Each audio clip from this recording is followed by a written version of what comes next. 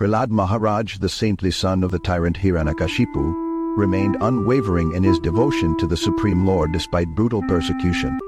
Blinded by power and rage, Hiranyakashipu sought to kill his own son, but Prahlad saw every trial as the Lord's will. In a climactic moment, Lord Narasimha emerged from a pillar to protect Prahlad and destroy the demon king, proving that true devotion conquers all opposition. Driven by envy of the Supreme Lord, Hiranyakashipu sought power and security. He performed extreme austerities following Vedic rites to gain boons from the demigods. His intense penance caused cosmic disruption, prompting a response from Lord Brahma. Though Brahma couldn't grant true immortality, he bestowed mystical perfections that made Hiranyakashipu the most powerful being in the universe, feared by all and unchecked in his tyranny.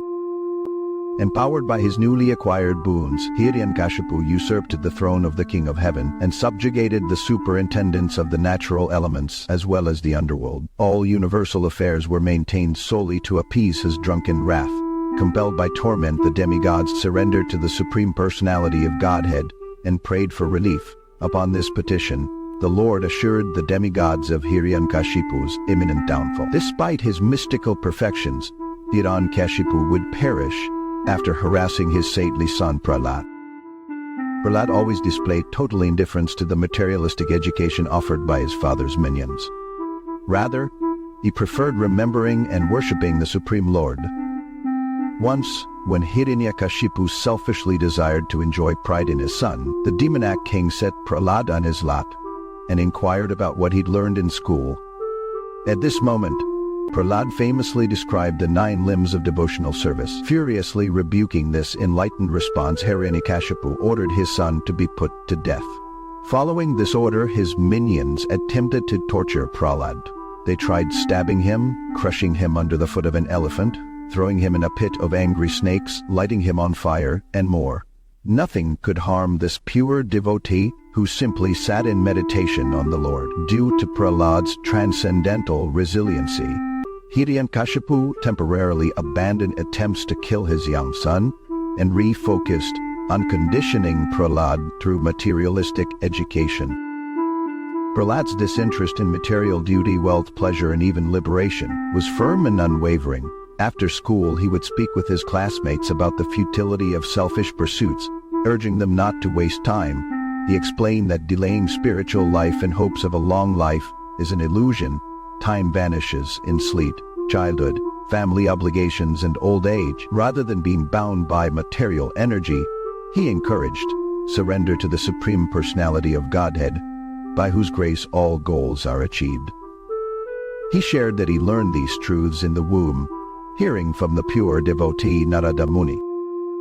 Prahlad's classmates, children of demoniac parents, gratefully embraced his teachings and rejected the materialistic propaganda around them. Their spiritual turn enraged Hiranyakashipu, who resolved to kill Prahlad himself.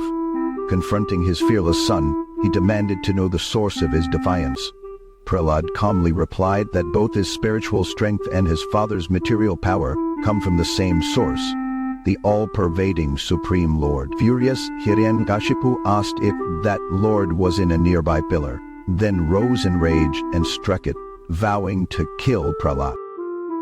At this providential moment, the Supreme Personality of Godhead burst out from within the pillar in the form of the half-man, half-lion avatar known as Narasimhadev.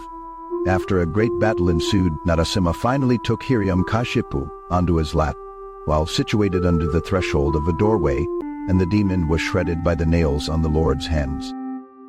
The epic of Prahlad's life serves as timeless inspiration for sincere seekers of the truth. The 9 limbs of devotional service that he described were hearing, chanting, remembering, serving the Lord's feet, worship, prayers, serving the Lord in different moods, like friendship, and full self-surrender.